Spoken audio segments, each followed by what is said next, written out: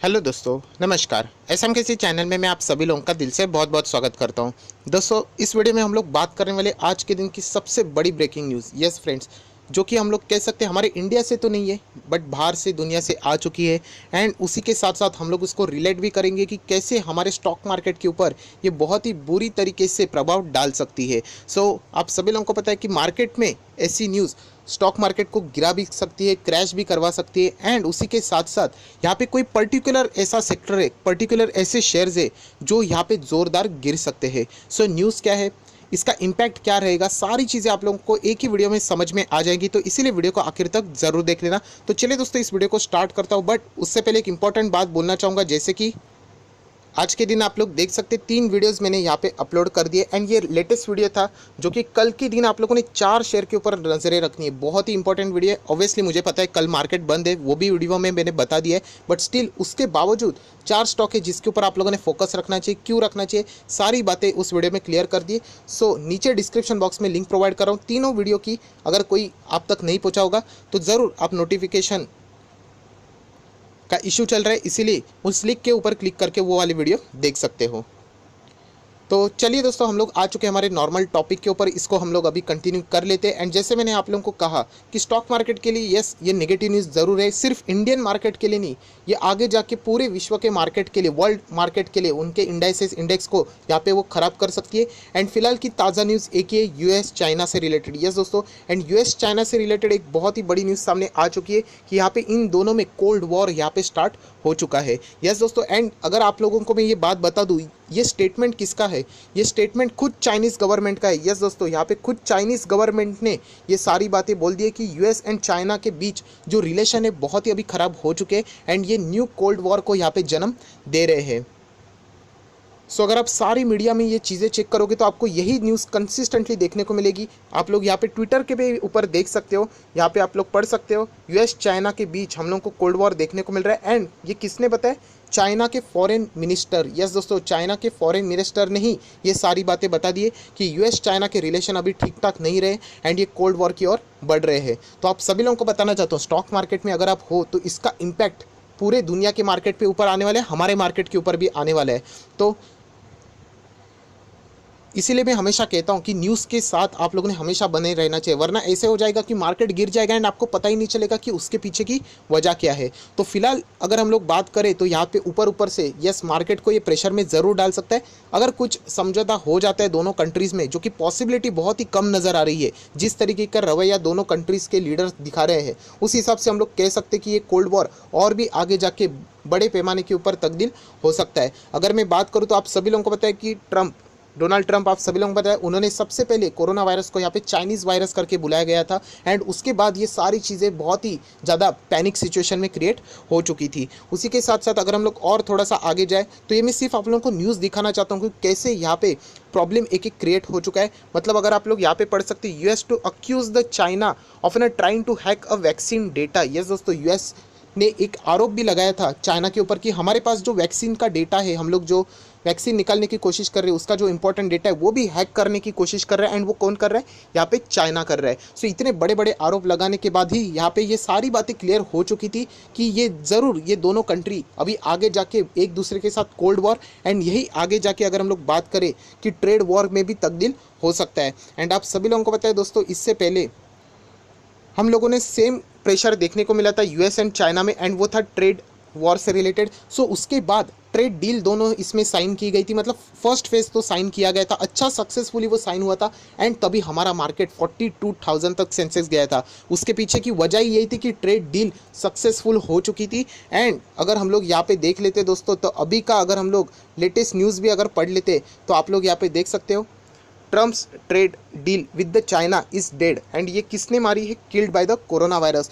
हम लोग यहाँ पे कह सकते हैं कि ऑफिशियली ट्रेड वॉर तो यहाँ पे स्टार्ट तो नहीं हुआ है, बट ट्रेड डील से रिलेटेड ये सारी चीज़ें मतलब ऑलमोस्ट खत्म हो चुकी है। एंड अगर ट्रेड डील खत्म हो जाएगी तो हम लोग वापस जो पुराने कई सालों पहले ट्रेड वॉर में हम लोग जी रहे थे, वही चीज़ें हम लोगों को वापस दोबारा देखने को मिलेगी। हिस्ट्री में बताया था कि ट्रेड वॉर अगर वापस स्टार्ट होता है तो कौन से सेक्टर के शेयर बहुत ही ज़ोरदार पीट सकते हैं। तो वही स्टॉक में आप लोगों को वापस रिपीट यहाँ पे करने वाला हूँ। आप लोगों को टेंशन लेने की ज़रूरत नहीं है। अगर आप मेरे चैनल से यहाँ पे जुड़े हुए हैं तो ऐसे स्टॉक मैंने आपको कभी भी रिकमेंड नहीं किए उस सेक्टर के स्टॉक। तो इसीलिए आप लोग यहाँ पे इस वीडियो को एंजॉय आगे भी कर सकते हो। तो चलिए दोस्तों, यहाँ पे मैं आप लोगों को बताने वाला हूँ। बहुत सारे लोग पूछते भी है कि ये ट्रेड वॉर अगर हो जाता है तो इसका इम्पैक्ट हमारे के ऊपर कैसे आएगा। बहुत सारे लोग ये भी पूछते हैं ये ट्रेड वॉर होता क्या है। तो यही कहना चाहता हूँ, ट्रेड वॉर मतलब सीधा सीधा बात है। वॉर मतलब आपके सामने सीधा आ जाता है बंदूकें, तोप, रणगाड़ है। उसी के साथ साथ अगर हम लोग बात करें टैंक्स, तो ये सारी चीज़ें आप बात कर रहे हैं वॉर से रिलेटेड। बट ट्रेड वॉर मतलब हम लोग कह सकते हैं कि दो कंट्रीज़, जो युद्ध तो दो कंट्रीज़ के बीच होता है, वॉर दो कंट्रीज़ के बीच होता है, एंड वो किसके दरमियान हो रहा है, ट्रेड से रिलेटेड। मतलब एक दूसरे के बिजनेस को ज़बरदस्त इम्पैक्ट करने की कोशिश की जाएगी। मतलब यूएस की अगर मैं बात करूँ तो चाइना का जो भी माल यूएस में आता है उसके ऊपर हेवी टैरिफ वो लगाएंगे, जिसके वजह से क्या हो जाएगा, जो माल चाइना का पहले 100 रुपये पे यूएस मार्केट में बिका जाता था, एग्जाम्पल दे रहा हूँ वापस, बहुत सारे लोग एग्जाम्पल को एग्जाम्पल नहीं देखते, इसलिए कह रहा हूँ कि 100 रुपये में वो बेचा जाता था, वो अभी बढ़ के 150 रुपया 200 रुपया में हो जाएगा। तो यूएस के सिटीजन्स क्या करेंगे कि उन्हीं के कंट्री के जो प्रोडक्ट्स रहेंगे उनको वो प्रेफरेंस देंगे, क्योंकि उनके ऊपर वो इतना टैरिफ हेवी नहीं लगाएंगे। सो पहले वाला 100 रुपीज़ दोनों माल बेचते थे, बट अगर हम लोग कह सकते हैं कि चाइना का जो भी माल आएगा अभी उसके ऊपर एक्स्ट्रा टैक्स लगेगा, टैरिफ लगेगा। तो यहाँ पे डोमेस्टिक मार्केट में जो चीज़ें रहेगी, यूएस की जो मार्केट में बना थी वो 100 रुपये की रहेगी, बट चाइना का माल 150 में हो जाएगा। सो ऑटोमेटिकली लोग 100 रुपीज़ के ऊपर आ जाएंगे। तो इसीलिए वो अपने ही कंट्रीज़ के जो प्रोडक्ट है उनको बढ़ावा देंगे। अगर मैं बात करूँ इंडिया की भी, आत्मनिर्भर भारत में भी तो यही बोला गया था कि हमारे जो स्वदेशी कंपनीज़ है जो भी चीज़ें बनाते हैं उनके ऊपर फोकस करो, तो सेम चीज़ें आप लोगों को देखने को मिल सकती है। एंड अगर हम लोग बात करें तो ये सिर्फ एक साइड से नहीं होता है। ऑब्वियसली जो माल अमेरिका का चाइना में भी जाता है तो उसके ऊपर भी चाइना ये चीज़ें ज़रूर करेगी। तो इसका इम्पैक्ट हमारे के ऊपर कैसे आएगा, स्टॉक मार्केट के ऊपर कैसे रहेगा, वो भी बात हम लोग ज़रूर करेंगे। सो दोस्तों, एक छोटा सा एग्जांपल देना चाहूँगा कि आप सभी लोगों को पता है आईफोन, यस दोस्तों, आईफोन तो आप लोगों को पता है आईफोन कहाँ पे डिज़ाइन होता है, अमेरिका में डिज़ाइन होता है, बट वो असेंबल कहाँ पे होता है, चाइना में होता है। यस दोस्तों, एंड अगर वो चाइना से यहाँ पे आ जाएगा तो यस टैरिफ तो लगाया जाएगा। सो पहले जो आईफोन 70,000 में हुआ करता था वो फॉर एन एग्जाम्पल अभी 1 लाख का हो जाएगा, 30,000 रुपये बढ़ जाएंगे। सो थोड़ी ना कंपनी अपनी जेब में से सारी चीज़ें कट करेंगी। वो क्या करेगी, वो कंपनी जो आईफोन 70,000 का था वो 1 लाख में बेचेगी, 1,30,000 में बेचेगी। जो पहले 1,20,000 का था वो 1,50,000 में बेचेगी। सो अल्टीमेटली जो जेब के ऊपर कटौती होने वाली है वो आपके और मेरे जैसे कॉमन पर्सन है उन्हीं के ऊपर होने वाली है। सो यही आप लोग समझ सकते हो कि ऐसे ही ट्रेड वॉर से रिलेटेड, ये तो मैंने एक एग्जांपल दे दिया आईफोन से रिलेटेड, अभी ऐसे बहुत सारी चीज़ें हैं जो कि यूएस चाइना के ऊपर हमारे कंट्रीज़ में डिपेंड होते हैं। अगर आप सभी लोग पता है, अगर आप आजू बाजू भी देखो आपको कितने चाइनीज़ प्रोडक्ट मिलेंगे, made in China, made in China. बहुत सारे लोगों का फ़ोन भी मेड इन चाइना का रहेगा। सो इसीलिए मैं आप लोगों को बताता हूँ कि अगर ये ट्रेड वॉर स्टार्ट होता है तो आप लोगों के ऊपर भी ये सारी चीज़ें लागू ज़रूर होने वाली है। तो एक छोटा सा बेसिक एग्जांपल देने की कोशिश की एक ही मिनट में इसी वीडियो में बताने के लिए। अभी हम लोग आ जाते हैं कि कौन से स्टॉक सबसे ज़्यादा यहाँ पे प्रभावित होंगे। सो दोस्तों, आप लोगों को बताना चाहता हूँ कि यहाँ पे मैं मार्केट से रिलेटेड बातें ओपन करूँगा एंड आप लोगों के सामने डिटेल्स ओपन कर दी है। यस दोस्तों, बहुत सारे मार्केट तो गिरेगा, बट अगर कोई एक पर्टिकुलर सेक्टर है जो सबसे ज़्यादा प्रेशर में आएगा तो वो है निफ्टी मेटल। यस दोस्तों, एंड इसीलिए मैं हमेशा आप लोगों को बोलता भी हूँ, कमेंट सेक्शन में बहुत सारे लोग मेटल सेक्टर के कभी भी शेयर मुझे पूछते क्या खरीदना चाहिए या नहीं खरीदना चाहिए, स्टॉक कितना भी अच्छा हो, तो मैं उनको एक ही कमेंट करके बोल देता हूँ कि आप लोगों ने थोड़ा सा इंटरनेशनल न्यूज़ के ऊपर फोकस रखना चाहिए। यूएस चाइना की रिलेशन कैसे चल रही है उसके ऊपर फोकस रखना चाहिए, क्योंकि अगर ट्रेड वॉर वापस जिंदा हो जाता है सो मेटल सेक्टर सबसे ज़्यादा पिटते हैं दोस्तों। एंड यही झटका हम लोगों को पुराने कई टाइम के ऊपर जब ट्रेड वॉर चल रहा था, आप पुराना ट्रेड वॉर को सर्च करके देख लेना कि मेटल सेक्टर की क्या हालत हो चुकी थी। सो ये सारे निफ्टी 50 के, अगर मैं बात करूँ Nifty 50 in the sense of Nifty metal sector के ये सारे शेयर है, जैसे कि जिंदाल स्टील है, आप लोग यहाँ पे देख सकते हो, वेदांता है, एनएमडीसी है, सो हिंदुस्तान जिंक है, ये सारी चीज़ें आप लोग देख सकते हैं। जिंक है, उसके बाद सेल है, जेएसडब्ल्यू स्टील है, टाटा स्टील है, हिंडाल्को है। सो एक कंपनी यहाँ है वो ख़राब नहीं है, बट अगर ऐसी चीज़ें होती रहेंगी, ट्रेड वॉर वापस जिंदा होगा तो ऑब्वियसली ये कंपनी के शेयर्स वापस ज़ोरदार पीट सकते हैं। सो यही चीज़ मैं आप लोगों को बताना चाहता हूँ कि इन शेयर में हम लोग को वापस गिरावट देखने को मिल सकती है। हालांकि अभी भी हम लोग कह सकते हैं कि थोड़ी सी उम्मीदें बाकी है, कोशिश की जा रही है कि दोनों कंट्रीज़ में ट्रेड वॉर ना हो, क्योंकि कोरोना वायरस के पेंडेमिक ने ऑलरेडी बाकी कंट्रीज़ को परेशान करके रखा है। एंड अगर ये ट्रेड वॉर अगर हो जाता है, क्योंकि ऑयल का भी हम लोगों ने देख लिया था सऊदी के बीच में एंड रशिया के बीच में कि कैसे ईगो प्रॉब्लम हुआ था एंड इसके जो खामियाजा था वो पूरे दुनिया को भुगतना पड़ा था। तो सिमिलर वे यहाँ पे अगर ट्रेड वॉर ऐसे सिचुएशन में हो जाता है सो डेफिनेटली ये सिर्फ उन 2 कंट्रीज़ में नहीं रहेगा, वो बाकी के कंट्रीज़ के लिए भी यहाँ पे नेगेटिवली इम्पैक्ट होने वाला है। सो इसीलिए मैं आप लोगों को कहना चाहता हूँ, निफ्टी मेटल के वो शेयर्स है वहाँ पे हम लोगों को ज़बरदस्त प्रेशर देखने को मिल सकता है। एंड ऑलरेडी अगर आप निफ्टी मेटल्स यहाँ पे अगर आप लोग देख लेते इंडेक्स 40% ओवरऑल, अगर एवरेज की बात करें 40.29% मेटल सेक्टर डाउन है। एंड हर एक शेयर को देख लेना, नाम छोड़ दीजिए, -35, -47, 13, -58, -19, -8, 46, 23 नेगेटिव, सारे नेगेटिव में 38, थोड़ा सा मैं ऊपर कर लेता हूँ, आप लोग देख सकते हैं -33.90, 40, -46, -41, -45, -37।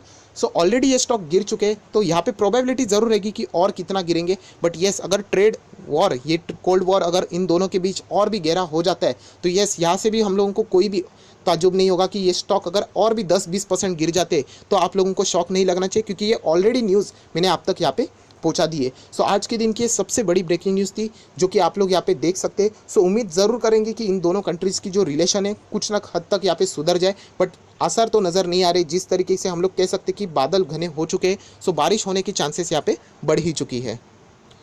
तो इसीलिए आप सभी लोगों को पता चल गया होगा कि मैं हमेशा क्यों मेटल सेक्टर यूजुअली अवॉइड करता हूँ। सो मेटल सेक्टर से रिलेटेड और एक बात बताना चाहता हूँ, जब भी डॉलर महंगा हो जाता है, कौन से शेयर भागते हैं? फार्मा भागता है, आईटी सेक्टर भागते हैं। कंपैरेटिवली मैं बात करता हूँ, हर वक्त ऐसा नहीं होता है, डायरेक्ट रिलेशनशिप नहीं है, बट अच्छा खासा मुनाफा होता है। बट जब भी डॉलर महंगा हो जाता है ना, इंडियन रुपी वीक होता है, मेटल सेक्टर के ऊपर प्रेशर आ जाता है।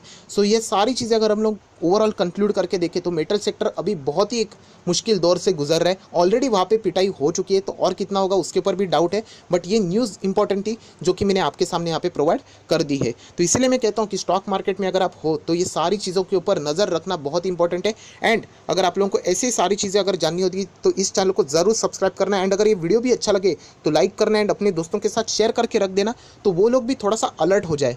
न्यूज़ कभी भी पलट सकती है। मैं अभी वीडियो बना रहा हूँ, शायद से अभी कुछ अच्छी भी न्यूज़ आ जाए। सो इसके ऊपर भी आप लोगों ने डिपेंड ज़रूर करना है। सो आई होप आशा करता हूँ दोस्तों ये वीडियो आपको अच्छा लगा होगा, तो जरूर इस वीडियो को लाइक करना, दोस्तों के साथ शेयर करना, नीचे कमेंट बॉक्स में कमेंट करना। एंड अगर इस चैनल में नए हो तो इस चैनल को सब्सक्राइब भी करना और साथ में बेल आइकन रहेगा उसके ऊपर भी हिट कर देना, तो जो भी मेरा नया लेटेस्ट वीडियो रहेगा वो सबसे पहले आप ही को दिखेगा। So that's it, thank you very much दोस्तों, we will be meeting on our next video. तब तक के लिए बाय बाय।